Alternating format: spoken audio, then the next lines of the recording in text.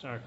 সুপ্রিয় শিক্ষার্থীবৃন্দ, আমি মোহাম্মদ জাকিউল ইসলাম, প্রভাষক অর্থনীতি, আদর্শ ডিগ্রি মহাবিদ্যালয় বগুড়া থেকে অনলাইন ক্লাসে স্বাগত। আজকের আলোচনার বিষয় একাদশ এবং দ্বাদশ শ্রেণীর ছাত্রছাত্রীদের অর্থনীতির প্রথম পত্রের চতুর্থ অধ্যায়ের বাজার সম্পর্কে আলোচনা করব। আসুন বাজার কাকে বলে জেনে নিই। বাজার কি?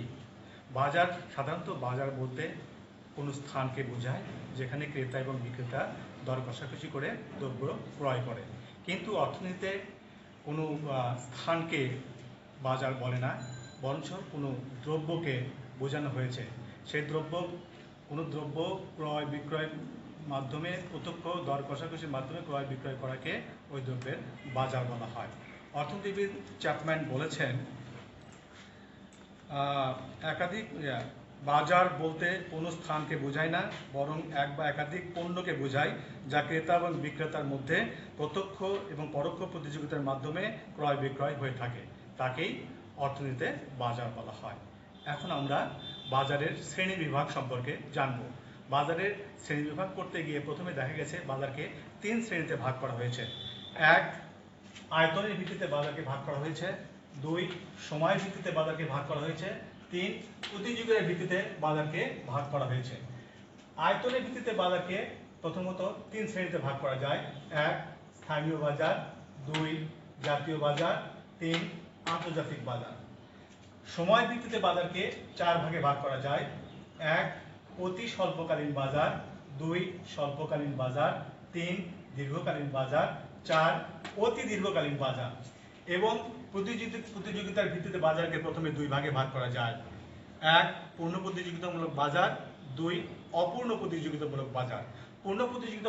অপূর্ণ প্রতিযোগিতামূলক বাজারকে আবার কয়েক ভাগে ভাগ করা যায়। 1, একচেটিয়া বাজার। 2, একচেটিয়ামূলক প্রতিযোগিতামূলক বাজার। 3, অলিগোপলি বাজার। 4, ডুওপলি বাজার। 5, ডুওপসনি বাজার। 6, মনোপসনি বাজার। এখন আমরা আয়তনের ভিত্তিতে বাজারকে যে 3 ভাগে ভাগ করা হলো, এই বাজার সম্পর্কে একটু ধারণা দেব। প্রথমে স্থানীয় বাজার। স্থানীয় বাজার বলতে কোনো নির্দিষ্ট এলাকাকে বোঝায় যেখানে স্থানীয়ভাবে ক্রয় বিক্রয় হয়ে থাকে। এখানে সাধারণত স্থানীয় বাজার বলতে দুধ, সবজি, মাছ, এই সমস্ত যে বাজারে ক্রয় বিক্রয় হয়ে থাকে এই বাজারকে স্থানীয় বাজার বলা হয়। 2, জাতীয় বাজার।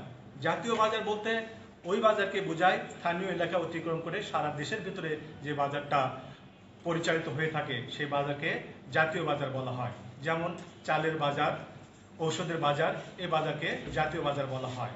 এরপরে আমরা দেখব আন্তর্জাতিক বাজার।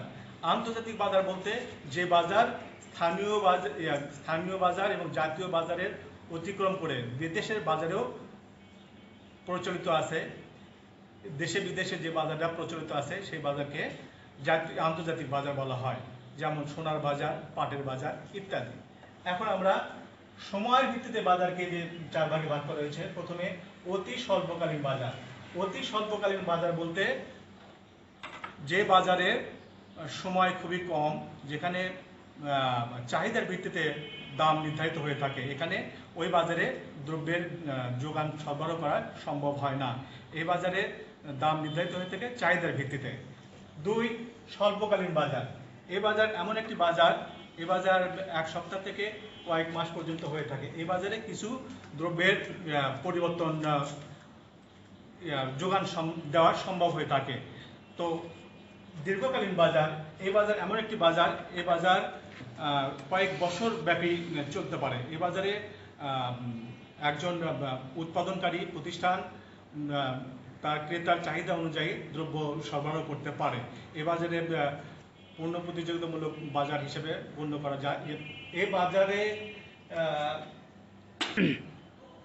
দীর্ঘকালীন বাজার বলতে এমন একটা বাজারকে বোঝায় যে বাজার কয়েক বছর ব্যাপী চলতে পারে। এ বাজারে শিল্প প্রতিষ্ঠান দ্রব্যের চাহিদা অনুযায়ী দ্রব্যের যোগান দিতে পারে। তো এই বাজারে একজন ভোক্তা তার চাহিদা অনুযায়ী উৎপাদনকারী প্রতিষ্ঠান যোগান দিতে পারে। এখন অতি দীর্ঘকালীন বাজার। অতি দীর্ঘকালীন বাজার বলতে এমন একটা বাজারকে বোঝায় যে দীর্ঘকালীন বাজারে মানুষের রুচি, অভ্যাস, প্রযুক্তিগত জ্ঞান, জনসংখ্যা, মূলধনের যোগান প্রভৃতি সবই পরিবর্তন হতে পারে। এসব পরিবর্তনের ফলে দ্রব্যের গুণগত মানের পরিবর্তন ঘটে এবং উন্নত ও রুচিমাফিক দ্রব্য সামগ্রী উৎপাদন সম্ভব হয়। অতি দীর্ঘকালীন বাজারে ব্যাপ্তি কয়েক বছর, এমনকি এক যুগেরও বেশি সময় ধরে হতে পারে। এখন আমরা জানবো প্রতিযোগিতার ভিত্তিতে বাজার। প্রথমে দেখব পূর্ণ প্রতিযোগিতামূলক বাজার। পূর্ণ প্রতিযোগিতামূলক বাজার বলতে ওই বাজারকে বোঝায় যে বাজারে বহু সংখ্যক ক্রেতা এবং বহু সংখ্যক বিক্রেতা থাকে এবং দর কষাকষির মাধ্যমে একটি সমজাতীয় দ্রব্য ক্রয় বিক্রয় হয়ে থাকে। একচেটিয়া বাজার। একচেটিয়া বাজার বলতে ওই বাজারকে বোঝায় যে বাজারে একজন মাত্র বিক্রেতা থাকে এবং অসংখ্য ক্রেতা থাকে। এই বাজারকে নিয়ন্ত্রণ করে থাকে ওই একজন মাত্র বিক্রেতা বা উৎপাদনকারী প্রতিষ্ঠান এবং একটি মাত্র দ্রব্য যার কোনো বিকল্প দ্রব্য থাকে না। এই বাজারের নিয়ন্ত্রণ ওই একচেটিয়া বা একজন উৎপাদনকারী নিয়ন্ত্রণ করে থাকে। একচেটিয়া প্রতিযোগিতামূলক বাজার। একচেটিয়া প্রতিযোগিতামূলক বাজার ওই বাজারকে বোঝায়। এই বাজার সমজাতীয় দ্রব্য কিন্তু কিছু পৃথকীকরণ, বিভিন্ন কোম্পানি যেমন তাদের বিজ্ঞাপন আলাদা করে দিয়ে এই বাজারটা আলাদা করে, লেভেল আলাদা করে দিয়ে এই বাজারটা পরিচালনা করে থাকে। যেমন আমরা সয়াবিন তেলের কথা যদি বলি, বিভিন্ন কোম্পানি বিভিন্ন রকমের সয়াবিন তেল, সবাই সয়াবিন তেলই বিক্রি করতেছে, কিন্তু বিভিন্ন কোম্পানির বিভিন্ন নাম দিয়ে তেলগুলো বিক্রি করতেছে, তাদের ব্র্যান্ড আলাদা আলাদা করে দিয়ে। একই জিনিস কিন্তু ব্যক্তি আলাদা আলাদাভাবে এটা আপনার ক্রয় বিক্রয় হয়ে থাকে। এরপরে আমরা দেখব অলিগোপলি বাজার। অলিগোপলি বাজার বলতে ওই বাজারকে বোঝায় যে বাজারে মুষ্টিমেয় কিছু সংখ্যক ক্রেতা থাকে এবং মুষ্টিমেয় কিছু সংখ্যক বিক্রেতা থাকে এবং অসংখ্য ক্রেতা থাকে। এই বাজারকে অলিগোপলি বাজার বলা হয়। অলিগোপলি বাজার দুই ভাগে ভাগ করা যায়, পূর্ণ অলিগোপলি বাজার এবং অপূর্ণ অলিগোপলি বাজার। তারপরে আমরা ডুওপলি বাজার কাকে বলে?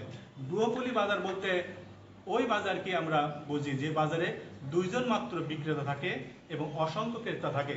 যেমন কোনো এলাকার দুটি মাত্র চিনির কল আছে, সেখানে ওই দুইজন চিনির মালিক বলতে কোনো পণ্যের যোগান মাত্র দুজন বিক্রেতা নিয়ন্ত্রণ করে থাকে, তাকে ডুওপলি বাজার বলা হয়। এরূপ বাজারে ক্রেতার সংখ্যা অধিক কিন্তু বিক্রেতার সংখ্যা মাত্র দুজন।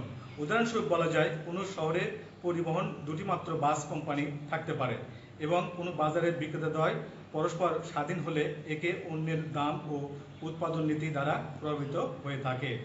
এরপর পড়বো আমরা ডুওপসনি বাজার। ডুওপসনি বাজার বলতে ওই বাজারকে বোঝায় যে বাজারে মাত্র দুইজন ক্রেতা থাকে এবং অসংখ্য বিক্রেতা থাকে। ডুওপসনি বাজার বলতে যেমন কোনো এলাকায় যদি দুইটি চিনির কল থাকে এবং অসংখ্য আখ চাষি থাকে, এই আখ চাষিরা ওই দুটি মাত্র চিনির কলেই তাদের সমস্ত আখ সরবরাহ করতে বাধ্য থাকে। এরপর মনোপসনি বাজার। মনোপসনি বাজার বলতে ওই বাজারকে বোঝায় যে বাজারে একজন মাত্র ক্রেতা থাকে এবং অসংখ্য বিক্রেতা থাকে।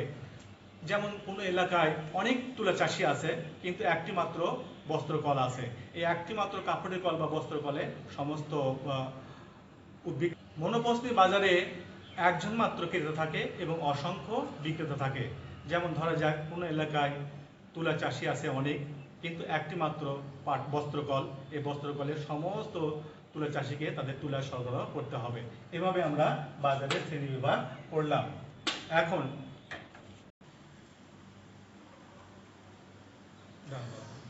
পূর্ণ প্রতিযোগিতামূলক বাজারে স্বল্পকালীন ভারসাম্য কিভাবে আসে সেটা আমরা ব্যাখ্যা করব।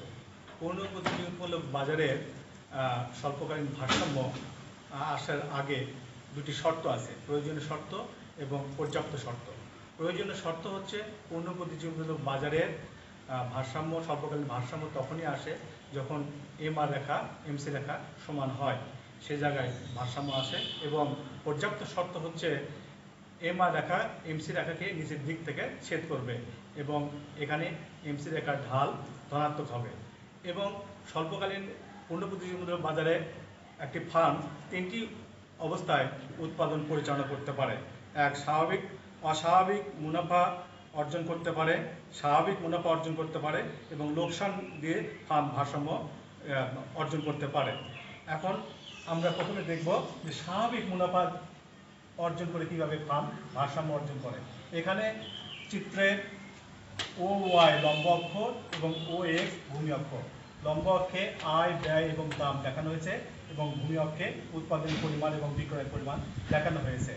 এখানে এই শর্ত অনুযায়ী আমরা এ আর পি দাম রেখা, এ আর রেখা, এম আর রেখা ভূমি অক্ষের সমান্তরাল হয়েছে এবং এমসি রেখা নিচের দিক থেকে এম আর রেখাকে ছেদ করেছে এবং এই ই বিন্দুতে ভারসাম্য এসেছে এবং এই বিন্দুতে দ্রব্যের উৎপাদনের পরিমাণ ও এম পরিমাণ উৎপাদন করেছে। এবার এখানে মোট আয় ও এম ইপি।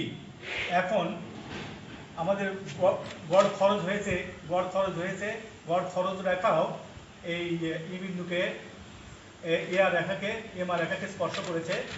এই ই বিন্দুতে ভারসাম্য এসেছে এবং এখানে মোট আয় ও এম ইপি এবং মোট ব্যয় ও এম ইপি। এখানে মোট মুনাফা 0। এখন প্রশ্ন হচ্ছে, একজন উৎপাদনকারী যখন মুনাফা 0 হয় সে অবস্থায় সে উৎপাদন করবে কেন? এখানে আমরা জানি যে উৎপাদনকারীর নিজস্ব শ্রমের মজুরি, নিজস্ব মূলধনের সুদ এবং নিজস্ব ভূমির খাজনা এই খরচের মধ্যে ধরা হয়। এই খরচের মধ্যে নিজস্ব মূলধনের সুদ, নিজস্ব শ্রমের মজুরি এবং নিজস্ব ভূমির খাজনা ধরা হয়। সেহেতু একজন উৎপাদনকারী স্বাভাবিক অবস্থায়, স্বাভাবিক মুনাফা অবস্থায় উৎপাদন কার্য পরিচালনা করে যাবে। এখন আমরা দেখব যে অস্বাভাবিক মুনাফা। অস্বাভাবিক মুনাফার ক্ষেত্রে লম্ব অক্ষে ও ওয়াই লম্ব অক্ষ এবং ও এক্স ভূমি অক্ষ। লম্ব অক্ষে দ্রব্যের আয়, ব্যয় এবং দাম দেখানো হয়েছে, ভূমির মধ্যে উৎপাদনের পরিমাণ দেখানো হয়েছে। এখানে এ আর রেখা, এম আর রেখা ভূমি অক্ষের সমান্তরাল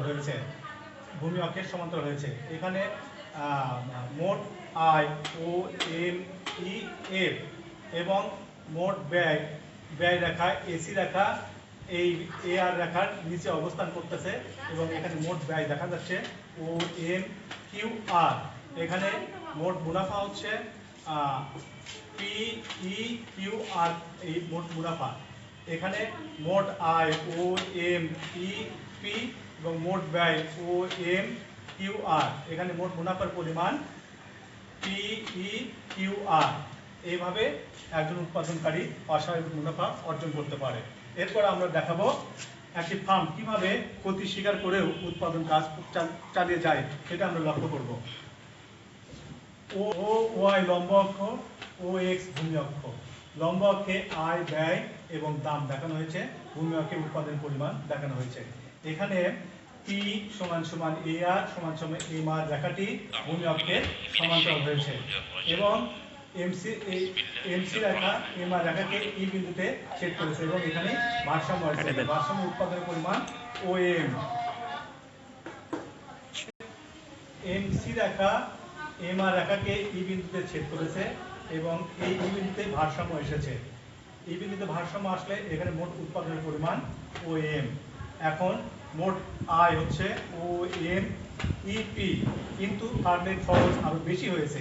এখানে ফার্মের খরচ এসি রেখা টি বিন্দুতে ছেদ করেছে। এখন ফার্মের মোট খরচ ও এম টি এস। এক্ষেত্রে ফার্মের মোট আয় ও এম ইপি এবং মোট খরচ ও এম টি এস। এখানে ফার্মের ক্ষতি হচ্ছে পিইটিএস। কিন্তু এই অবস্থায় ফার্ম যদি তার উৎপাদন বন্ধ করে দেয় তাহলে স্থির খরচ তাকে বেশি বহন করতে হবে। স্থির খরচ তখন তাকে পিএস আর কিউ পরিমাণ বহন করতে হবে। কিন্তু ফার্ম যদি উৎপাদন চালিয়ে যায় তাহলে তার পরিবর্তনের খরচ আর উঠে স্থির খরচ কিছু উঠবে।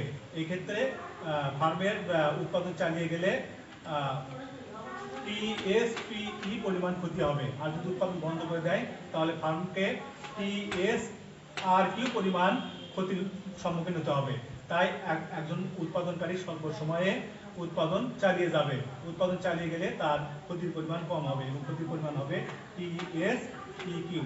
এভাবে একটা ফার্ম, পূর্ণ প্রতিযোগিতামূলক বাজারে একটা ফার্ম তিন অবস্থায় উৎপাদন কার্য পরিচালনা করতে পারে। একচেটিয়া বাজারে স্বল্পকালীন সময় কিভাবে ভারসাম্য আসে সেটা আমরা এখন আলোচনা করব। একচেটিয়া বাজারে ফার্মের তিন অবস্থায় ভারসাম্য আসে: স্বাভাবিক মুনাফা, অস্বাভাবিক মুনাফা এবং ক্ষতি স্বীকার করে একজন উৎপাদনকারী উৎপাদন কার্য পরিচালনা করে থাকে। উৎপাদনের দুটি শর্ত আছে, প্রয়োজনীয় শর্ত এবং পর্যাপ্ত শর্ত। প্রয়োজনীয় শর্ত হচ্ছে MR রেখা MC রেখার সমান্তরাল হবে এবং সেখানে ফার্মের ভারসাম্য উপনীত হবে। এবং পর্যাপ্ত শর্ত হচ্ছে MR রেখা MC রেখাকে নিচের দিক থেকে ছেদ করবে এবং MC রেখার ঢাল বেশি হবে। এখন স্বাভাবিক মুনাফার অবস্থায় একটা ফার্ম কীভাবে উৎপাদন পরিচালনা করে সেটা আমরা লক্ষ্য করব। এখানে OY লম্ব অক্ষ, OX ভূমি অক্ষ। লম্ব অক্ষে আয়, ব্যয় এবং দাম, ভূমি অক্ষে উৎপাদনের পরিমাণ দেখানো হয়েছে। এটা ফার্মের AR রেখা, এইটা ফার্মের MR রেখা। MR রেখাতেই এর রেখার নিচে অবস্থান করতেছে। আর MC রেখা MR রেখাকে F বিন্দুতে ছেদ করেছে এবং F বিন্দুতে ভারসাম্য এসেছে এবং ভারসাম্য উৎপাদনের পরিমাণ OM। এখানে ফার্মের মোট খরচ হয়েছে AC রেখা এই বিন্দুতে AC রেখা ছেদ করেছে এবং ফার্মের মোট আয় OM EP এবং মোট ব্যয় OM EP। এখানে ফার্মের মুনাফা পরিমাণ 0। কিন্তু আমরা লক্ষ্য করে দেখি একজন ফার্ম শূন্য অবস্থায় উৎপাদন কার্য পরিচালনা করবে কেন। এখানে লক্ষ্য করা যায় যে একটা ফার্মের একটা উৎপাদনকারীর নিজস্ব মূলধনের সুদ, নিজস্ব শ্রমের মজুরি এবং নিজস্ব ভূমির খাজনা এখানে খরচের মধ্যে অন্তর্ভুক্ত থাকে। এই কারণে একজন উৎপাদনকারী স্বল্পকালীন সময়ে স্বাভাবিক মুনাফায় উৎপাদন কার্য পরিচালনা করে থাকে। এখন আমরা দেখব অস্বাভাবিক মুনাফা। অস্বাভাবিক মুনাফার ক্ষেত্রে OY লম্ব অক্ষ, OX ভূমি অক্ষ। লম্ব অক্ষে আয়, ব্যয় এবং দাম দেখানো হয়েছে এবং ভূমি অক্ষে উৎপাদনের পরিমাণ দেখানো হয়েছে। এখানে AR রেখা, তার নিচে MR রেখা অবস্থান করতেছে। এই MC রেখা MR রেখাকে Q বিন্দুতে ছেদ করেছে এবং এখানে ভারসাম্য এসেছে, ভারসাম্য উৎপাদনের পরিমাণ OM। এখন AC রেখা যেহেতু AR রেখার নিচে অবস্থান করতেছে, সেই ক্ষেত্রে ফার্মের মোট আয় OM EP এবং মোট ব্যয় OM QR। এখানে ফার্মের মোট মুনাফা EPQR। এই পরিমাণ ফার্মের অস্বাভাবিক মুনাফা হয়। এই অবস্থায় ফার্ম উৎপাদন কার্য পরিচালনা করে থাকে। এরপরে আমরা লক্ষ্য করব ক্ষতি স্বীকার করেও একটা ফার্ম কেন উৎপাদন পরিচালনা করে সেটা আমরা লক্ষ্য করব। এখানে OY লম্ব অক্ষ, OX ভূমি অক্ষ। লম্ব অক্ষে আয়, ব্যয়, দাম এবং ভূমি অক্ষে উৎপাদনের পরিমাণ দেখানো হয়েছে। এখানে ফার্মের মোট আয় OMTP এবং মোট ব্যয় OMFS। এখানে ফার্মের আয় অপেক্ষা ব্যয় বেশি হয়েছে, তাই ফার্মের ক্ষতি হয়েছে PTFS পরিমাণ ফার্মের ক্ষতি হয়েছে।